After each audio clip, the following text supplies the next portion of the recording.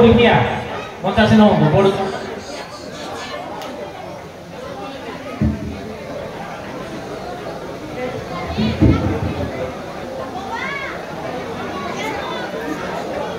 Hello hello ए पर्यायर आमर शेष दुई प्रतियोगी 85 नंबर स्थान हेबे आमर बड़जोरडा पुरिकिया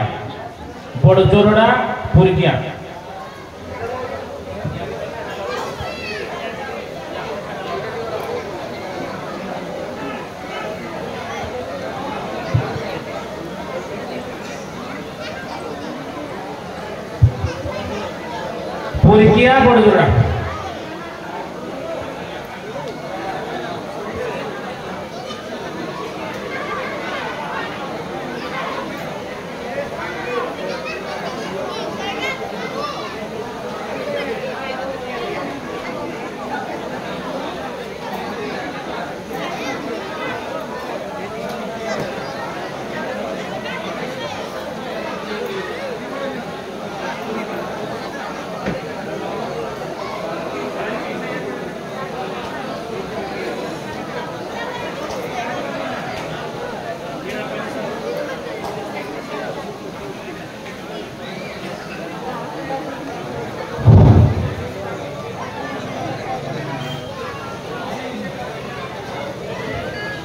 वर्णानां मर्थ संहानां रसानां छन्दतामसि मंगलानाम चतुर्तारो वन्दे वाणी विनायक भवानी शंकर वन्दे विश्वासरूपिणी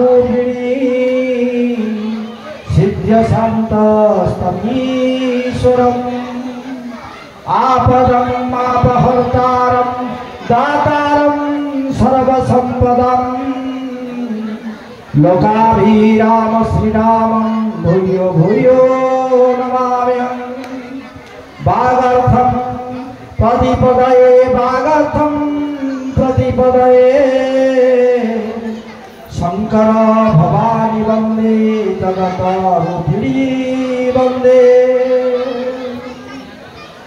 शिव शंकरं रुद्रस्यं नीलकण्ठ त्रिलोचनं भव सर्प भवानी मृत्युंजय नमस्तुते शिव तत्त्व न जानामि किन्तुमसि महेश्वर जादृशसि महादेवं तादृशाय नमो नमः। प्रभु श्री काशी विश्वनाथ सातुसुंदा ग्राम विराजमान करुछंती जे मध्य मंडल ईश्वर जे कि होती स्रष्टा जार सृष्टि आम समस्ते आत्मजात होती जार बिना इंगित गोटे शुखिला पत्र भी गचर पड़ूना से प्रभुंर प्रांगण में आम समस्ते विराजमान करती आज उपस्थित थिबा मंचासीन उपरे बसी गुरुस्थानीय गुरुजी मानकर परिचय तो आपण पाखे वृंदावन बाबू देकर जाइछंती। आ विशेष भाव मो मन को आज बहुत गर्वित जे एमती गोटे सकाळ आज सुप्रभात आसीला निमंत्रण कहीं क्या दिखती हरिहाट बा हरिमेला बा सांस्कृतिक अनुष्ठान प्रभु ईश्वर चिंतन जो प्रकार हुए सेठारे जे प्रवेश करे बिना निमंत्रण रे सेटा सबुठ बड़ उत्कृष्ट कथा विशेष कहवा कथा समय अतिक्रांत कर जाउची दूर दूरांतर आसीथिबा भाई माने एतरे पार्टिसिपेट करथिबा आमर बंधु मानकु तांको भी समय पड़े जाउची मां माने भी एते अपेक्षा करचंती एडो आज सुप्रभात बोली मु खाली एतिकी कहबी ते केड़े बड़ सांस्कृतिक अनुष्ठान एठी चालीची धर्म भावना ईश्वरकर विषय जो प्रश्न उत्तर कार्यक्रम चली मु साधुवाद देवी ये जो आंकरिंग जो भाई मान करुँच बेसी साधुवाद देवी माँ मान को धीरे स्थिर भाव में रही आउ ये जो बोलबमर जो सांगठनिक अनुष्ठान अच्छी ये साधुसंगार मु साधुवाद देवी एवं जो ऑडियंस भक्त मान सब बसती केते सुंदर फ्रिक्वेन्सी उत्तर दौरान एवं जो मैंने पार्टिसिपेट कर जो दल मैंने ସେମାନେ ଯେଉଁ ପ୍ରକାର ଶାରଳା ଦାସଙ୍କର ମହାଭାରତକୁ ପୁଙ୍ଖାନୁପୁଙ୍ଖ ଭାବରେ ଖେଳେଇ ଦେଲା ଭଳି ଯେଉଁ କଥାବାର୍ତ୍ତା କରିଛନ୍ତି ସେ ସବୁର ପାରିଦର୍ଶିତା ଆମ ପାଖରେ ନାହିଁ। ବହୁତ ଶିକ୍ଷା ମିଳିଲା ଏ ମାଟିକି ଆସିବାର। ହୁଏତ ଏ ମାଟିକୁ ମୁଁ ପ୍ରଥମ ଥର ପାଇଁ ଆସିଛି। ଏ ହିନ୍ଦୋଳ ବେଶୀ ବାଟ ନୁହଁ, ହିନ୍ଦୋଳ ସବ୍ ଡିଭିଜନ ଚିତ୍ତଳପୁର ଆମ ଗ୍ରାମ।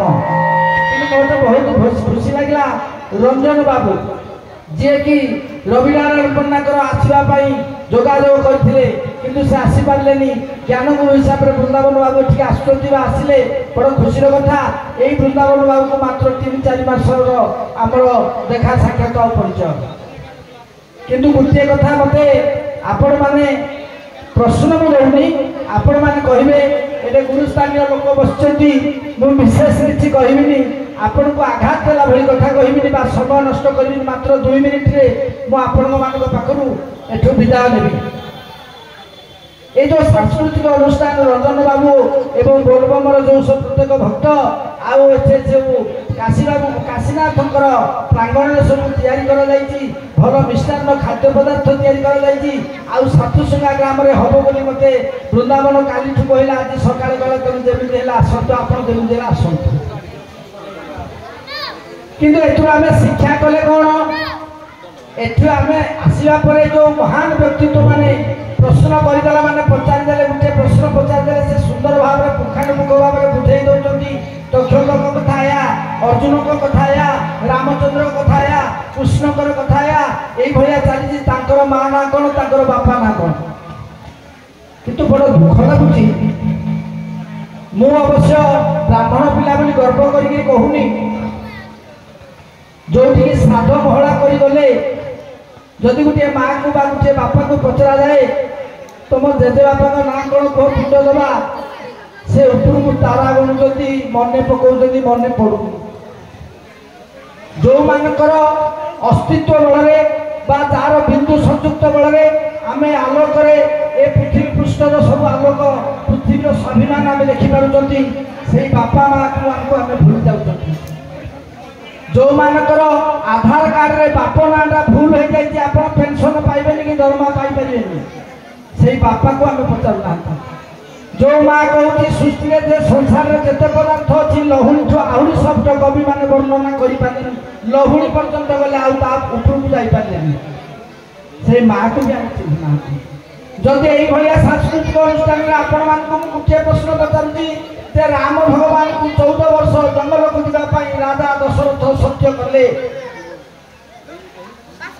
ଏଣେ ସୁତ ସ୍ନେହ ତେଣେ ସତ୍ୟବାଣୀ,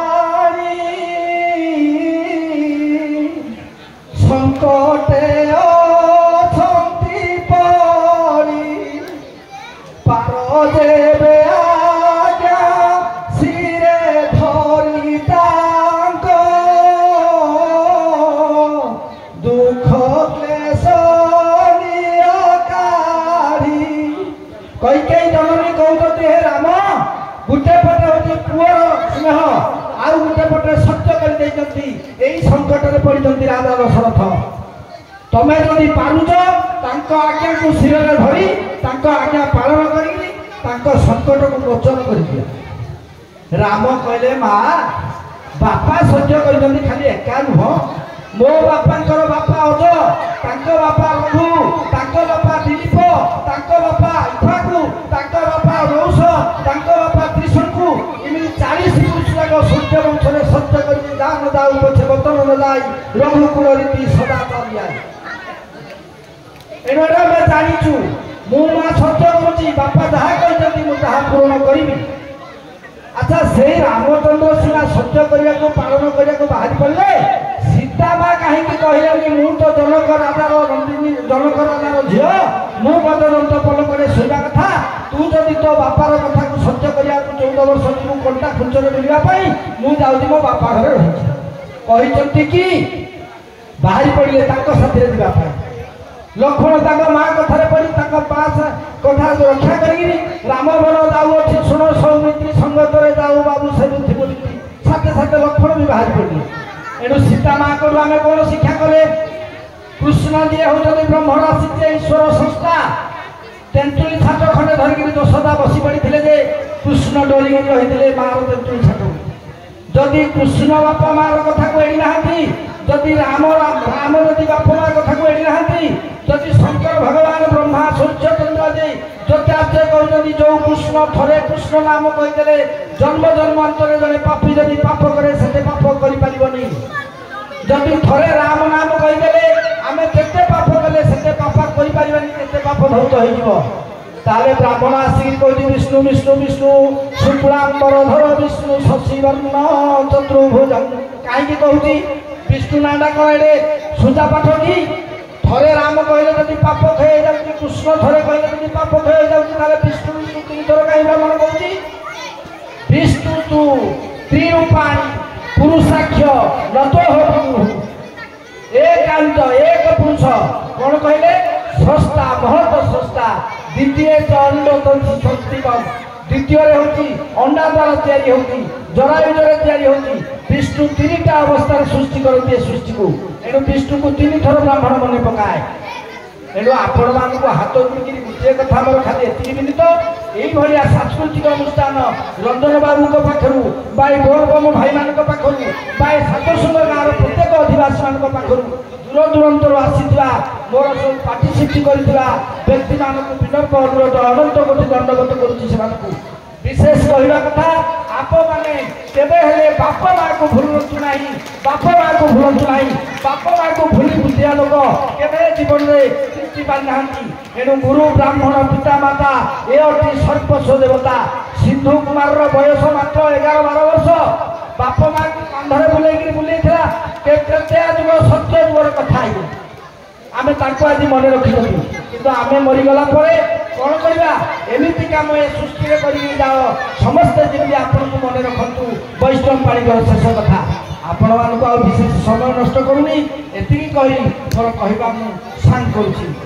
ଜୟ କାଶୀନାଥ। ଧନ୍ୟବାଦ ସାର୍, ବହୁତ ଭଲ ଉପଦେଶ ଦେଲେ। ଆଶା ବିଶ୍ୱାସ ସମସ୍ତେ ଏହାକୁ ଆମେ ସ୍ଥିର ଚିତ୍ତରେ ଠିକ୍ କାମରେ ଲଗାଇବା। ଚାଲନ୍ତୁ ମ୍ୟାଡ଼ାମ୍ ଆରମ୍ଭ କରନ୍ତୁ। ହଁ, ଯେଉଁ ଭାଇମାନେ ଆମର ଗାଡ଼ି ରାସ୍ତା ଉପରେ ରଖିଛନ୍ତି ଦୟାପୂର୍ବକ ହଟେଇ ଦିଅନ୍ତୁ, କାରଣ ଆମର ସାଂସ୍କୃତିକ କାର୍ଯ୍ୟକ୍ରମ ବାଦିଦଣ୍ଡ ନୃତ୍ୟ ରାତିରେ ଏଠି ଅନୁଷ୍ଠିତ ହେବ। ତେଣୁ ତାଙ୍କର ଗାଡ଼ି ଉଭୟ ପାର୍ଟିରୁ ଆସିଗଲାଣି। ତେଣୁ ଆପଣମାନେ ରାସ୍ତାରୁ ଗାଡ଼ି ହଟେଇ ଦିଅନ୍ତୁ, ସେ ଭିତରକୁ ପ୍ରବେଶ କରିବେ। ଗୋଟିଏ ଜୋରଦାର କରତାଳି ହେଇଯାଉ। ଏଟା ସେମିଫାଇନାଲ ରାଉଣ୍ଡର ଶେଷ ରାଉଣ୍ଡ ଚାଲିଛି। ପୁରିକିଆ ଭାଇମାନେ ଆପଣମାନେ ପୁରା ପ୍ରସ୍ତୁତ? ଠିକ ଅଛି। ପ୍ରଥମ ପ୍ରଶ୍ନ ଆପଣମାନଙ୍କ ପାଇଁ। ଦୁର୍ଯ୍ୟୋଧନ ପାଣ୍ଡବମାନେ ବନବାସରେ ଥିବାବେଳେ ତାଙ୍କ ବିଷୟରେ ଜାଣିବା ପାଇଁ କାହାକୁ ପଠାଇ ଅଦିନ ଆମ୍ବ ମାଗିବାକୁ କହିଥିଲା? ପ୍ରଶ୍ନ ବୁଝିପାରିଲେ? ପୁରାତନ କର୍ଣ୍ଣାଟକ ପୁଅ ଗୌରବଙ୍କୁ ପଠାଇଥିଲା। ସମ୍ପୂର୍ଣ୍ଣ ସଠିକ ଉତ୍ତର, 2 ନମ୍ବର ଦିଅନ୍ତୁ। ଦ୍ୱିତୀୟ ପ୍ରଶ୍ନ, ଶ୍ରୀକୃଷ୍ଣ ପୁତ୍ର ଶାମ୍ବଙ୍କର ଅଭିଶାପ ଜନିତ ବ୍ୟାଧି କିପରି ମୁକ୍ତ ହେଲା? ସହଜ ପ୍ରଶ୍ନ ଅଛି।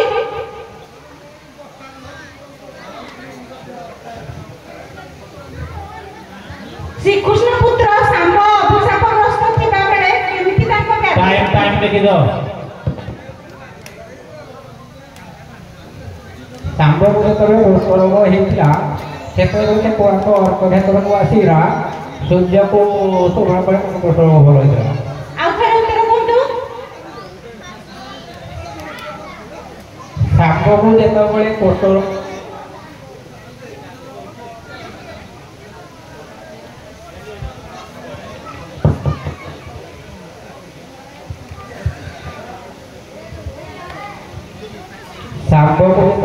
କହିଥିଲା ସେତେବେଳେ ସେ ଅର୍କକ୍ଷେତ୍ରକୁ ଆସିନା ସୂର୍ଯ୍ୟକୁ ସୁମଣା କରିନା ପୂଜା କରିବା ସେ ଭଲ ହେଇଥିଲେ। କୋଉ ଜାଗାରେ, କୋଉ ସ୍ଥାନରେ? କୋଉ ସ୍ଥାନରେ? ଅର୍କକ୍ଷେତ୍ର ଥିଲା। ଅର୍କକ୍ଷେତ୍ର ଥିଲା କୋଣାର୍କ। ଠିକ ଅଛି, ଚନ୍ଦ୍ରଭାଗା ତୀର୍ଥ, ଅର୍କ ତୀର୍ଥ। 2 ନମ୍ବର ଦିଅନ୍ତୁ। ତୃତୀୟ ପ୍ରଶ୍ନ, କିଏ ଜନ୍ମ ମାତ୍ରେ କ୍ଷୀର କିମ୍ବା ଆହାର ଗ୍ରହଣ ନ କରି ଲକ୍ଷେ ବର୍ଷ ବେଦ ଅଧ୍ୟୟନ କରିଥିଲେ? କିଏ ଜନ୍ମ ହେବା ମାତ୍ରେ କ୍ଷୀର ବା ଆହାର ଗ୍ରହଣ ନ କରି ଲକ୍ଷେ ବର୍ଷ ବେଦ ଅଧ୍ୟୟନ କରିଥିଲେ?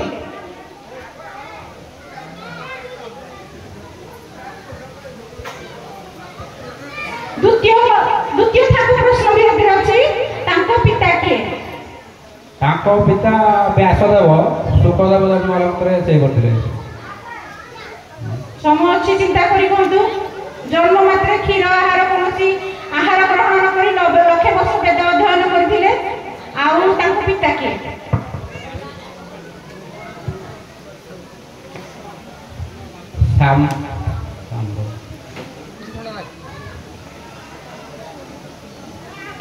ସମୟ ଅଛି।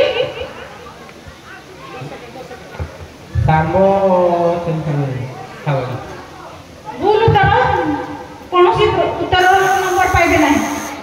ଚତୁର୍ଥ ପ୍ରଶ୍ନ, ଏକଚକ୍ରା ନଗର କେଉଁ ନଦୀ କୂଳରେ ଥିଲା? ପାଣ୍ଡବମାନେ ଏହି ନଗରରେ କେଉଁ ବ୍ରାହ୍ମଣ ନାଁରେ ରହୁଥିଲେ? କେଉଁ ବ୍ରାହ୍ମଣ ଘରେ? କ୍ଷିପ୍ରା ନଦୀ କୂଳରେ ବିଷ୍ଣୁଙ୍କର ଘରେ ରହୁଥିଲେ। ବେଦଶ୍ରବା ବ୍ରାହ୍ମଣ ଘରେ ରହୁଥିଲେ। ଠିକ ଉତ୍ତର, ସମ୍ପୂର୍ଣ୍ଣ ଠିକ ଉତ୍ତର। ଆପଣଙ୍କ ପାଇଁ 4ଟି ଯାକ ପ୍ରଶ୍ନ ସରିଯାଇଛି।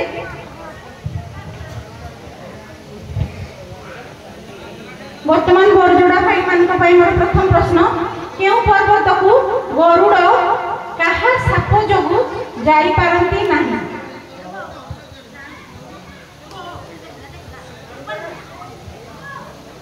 ଦୁଇଟି ପ୍ରଶ୍ନର ଉତ୍ତର।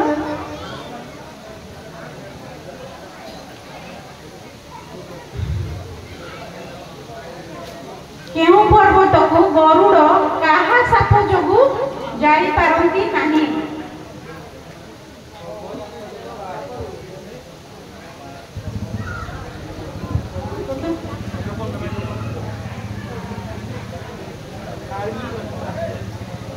ସମୟ ଅଛି, ଚିନ୍ତା କରନ୍ତୁ। ମୁଁ ଭାବୁଛି ଆପଣ ଭାଗବତ ଅନୁସାରେ ଉତ୍ତର ଦେଉଛନ୍ତି, ମହାଭାରତ ଅନୁସାରେ ଉତ୍ତର ଦିଅନ୍ତୁ।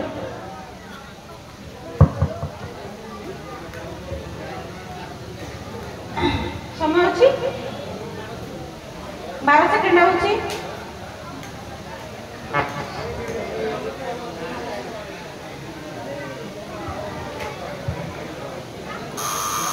ମଧ୍ୟମ ପର୍ବ ପୃଷ୍ଠା 202, ଉତ୍ତର କହିଦେବି। ଅରୁଣ ପର୍ବତ କଶ୍ୟପ ଋଷିଙ୍କ ସାପ ଯୋଗୁଁ ଯାଇପାରୁନଥିଲା। ହେଲା। ଦ୍ୱିତୀୟ ପ୍ରଶ୍ନ, ବଳରାମଙ୍କ ପୁତ୍ର ଆନନ୍ଦାନନ୍ଦକୁ କିଏ ହତ୍ୟା କଲେ ଓ କିଏ ଜୀବନ ଦାନ ଦେଲେ?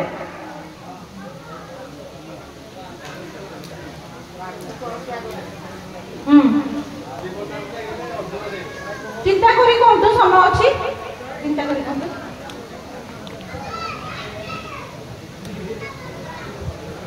ଯଦି ମାନେ ଭୁଲ ଭାବୁଛି ଚିନ୍ତା କରି କୁହନ୍ତୁ, ସମୟ ଦିଆହେଇଛି। ଆଉ ଥରେ ପ୍ରଥମ ପ୍ରଶ୍ନ ହେଲା, ବଳରାମଙ୍କ ପୁତ୍ର ଆନନ୍ଦାନନ୍ଦକୁ କିଏ ହତ୍ୟା କଲେ, କିଏ ଜୀବନ ଦାନ ଦେଲେ? ସଠିକ ଉତ୍ତର। ତୃତୀୟ ପ୍ରଶ୍ନ ଆପଣଙ୍କ ପାଇଁ, ଅପ୍ରିୟ ରକ୍ଷଣ ଗ୍ରନ୍ଥ ସର୍ବେ ମହାଦୁଷ୍ଟ ଆନନ୍ଦ ହେଉଛୁ ପଛେ ପାଇବୁ ତୁ କଷ୍ଟ। ଏହି ଉକ୍ତି ମହାତ୍ମା ବିଦୁର କାହାକୁ କେତେବେଳେ କହିଛନ୍ତି? ସହଜ ପ୍ରଶ୍ନ ଅଛି, ଶୁଣନ୍ତୁ। ଅପ୍ରିୟ ଲକ୍ଷଣ ଗ୍ରନ୍ଥ ସର୍ବେ ମହାଦୁଷ୍ଟ ଆନନ୍ଦ ହେଉଛୁ ପଛେ ପାଇବୁ ତୁ କଷ୍ଟ। ଆଦ୍ୟ ପର୍ବର ଏ ପ୍ରଶ୍ନ।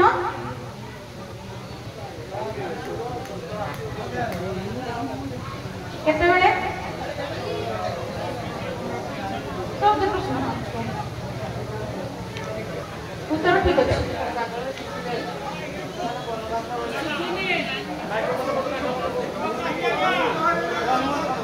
କିଏ ଜନ୍ମ ସମୟରେ?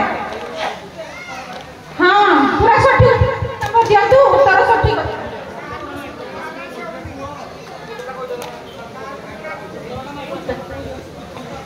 ସେ ଯୋଉ ଯେତେବେଳେ ଧୃତରାଷ୍ଟ୍ରଙ୍କର 100 ସମସ୍ତେ ଦୁଷ୍ଟ ଗୁଣର ଥିଲେ, ତାକୁ ଦେଖିକିନା ଯେତେବେଳେ ସେ ଖୁସି ହେଇଗଲେ, ତାକୁ ଦେଖି ସେମାନଙ୍କୁ ଦେଖି ବିଦୁର ଧୃତରାଷ୍ଟ୍ରଙ୍କୁ କହିଲେ ଯେ ଅପ୍ରିୟ ଲକ୍ଷଣ ଗ୍ରନ୍ଥ ସର୍ବେ ମହାଦୁଷ୍ଟ ଆନନ୍ଦ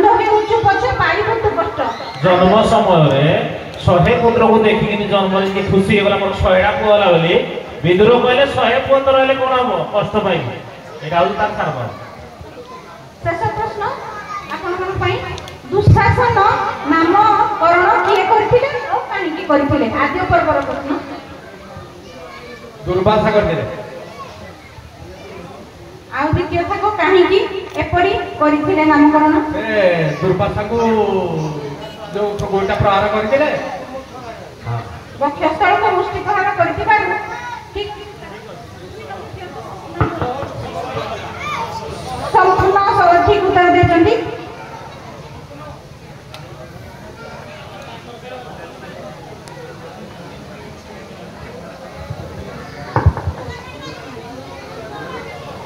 आपण माने प्रस्तुत पंचम प्रश्न द्वारिका रे पारिजात वृक्ष रोपण करिबाकू काहाकू देले श्री कृष्ण देथिबे द्वारिका रे पारिजात वृक्ष रोपण करिबाकू काहाकू देले छातो की देले पूरा सठिक उत्तर देचंदी 2 नंबर पंचम प्रश्न तापर षष्ठ प्रश्न नाराकुशर केउ दुई पुत्र को रक्षा करिबाकू भूमि देवी नारायण को प्रार्थना कले नारकासुर केउ दुई जन पुत्र को रक्षा करिबाकू भूमि देवी नारायण को प्रार्थना कले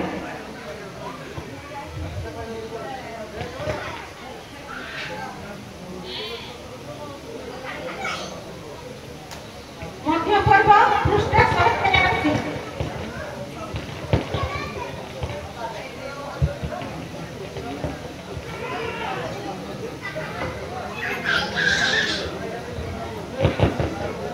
अनंग उदय समस्त चित्रा करी कहू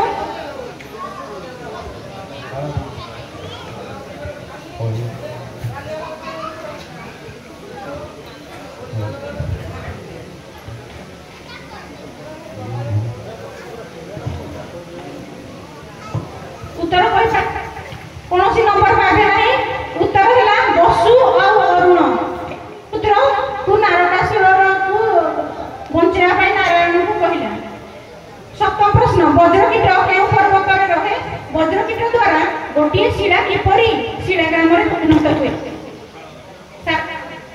वज्रकीट उत्तरे रहे वज्रकीट द्वारा गोटिए शिला किपरि शाल ग्राम रे परिणत हुए महाभारत अनुसार कहिबे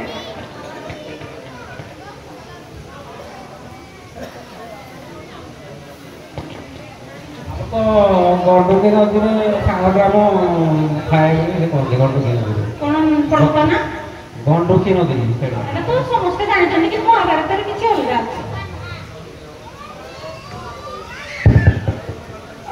पढ़ते सभा पर करो ये प्रश्न कर्णकोट पर्वत तापरे द्वितीय भाग सरीनी गोटिए शिला किपरि शाल ग्राम रे परिणत हुए बुझ पाइले एटा शाल ग्राम रे केमति परिणत हुए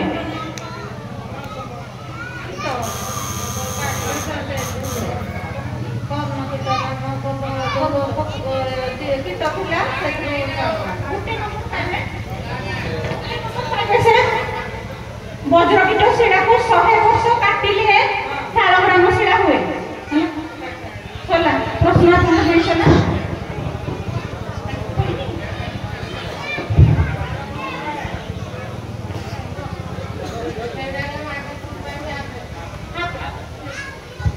पंचम प्रश्न आपन पई भानुमती निजर स्वयंवर पई धन जोगाड़ करबा को समर्थ बोली राजा भ्रमनु काहीकि भाबिले से प्रथमे कहले मु तुरंत स्वयंवर करि परबेनी मो पाखरे एते अर्थ नाही तो से केमति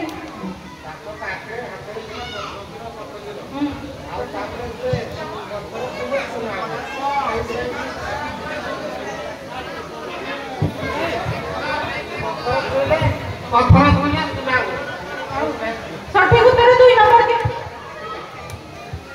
षष्ठ प्रश्न रथ गज नथाई केवल अश्वरे परिपूर्ण राज्यर नाम कौन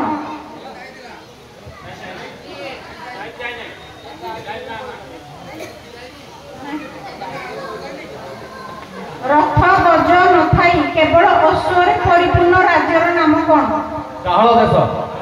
ସଠିକ 2 ନମ୍ବର।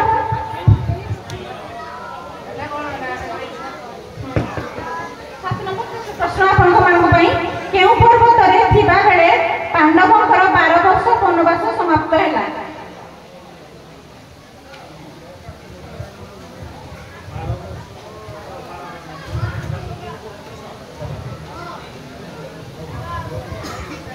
ଚିନ୍ତା କରି ବିଦ୍ୟା ପର୍ବତ।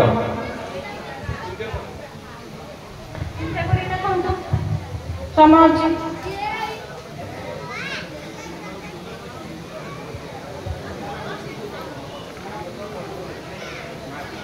କେହି କହିପାରିବେ? ଏ ଗୋଟେ ପଚାରୁଛି। କାମ ଏଇଟା ଆଜ୍ଞା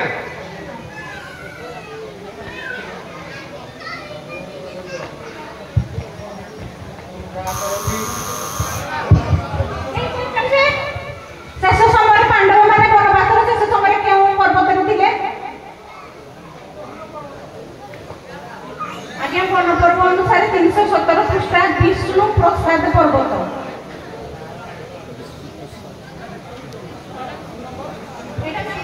ଶେଷ।